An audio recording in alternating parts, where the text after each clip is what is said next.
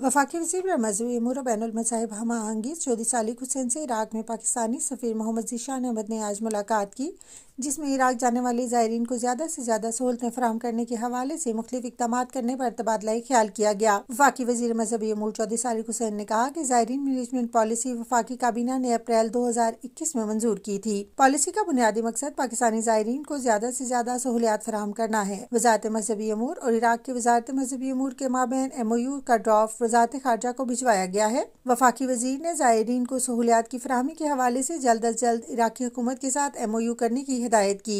MOU के तहत पाकिस्तानी ज़ायरीन को इराक में ज़्यादा से ज़्यादा सहूलियात फराहम की जा सकेंगी। चौधरी सालिक हुसैन ने करबला में पाकिस्तान हाउस और वज़ारत मज़हबी अमूर के डायरेक्टोरेट का क़याम जल्द अज जल्द मुकम्मल करने की हिदायत करते हुए कहा कि हुकूमत पाकिस्तान ज़ायरीन को ज़्यादा से ज़्यादा सहूलियात फराहम करने के लिए पुरअज़्म है। मुहर्रम, सफ़र और अरबैन के मौका पर ज़ायरीन को ज़्यादा से ज़्यादा सहूलियात की फराहमी के लिए इक़दाम किए जा रहे हैं।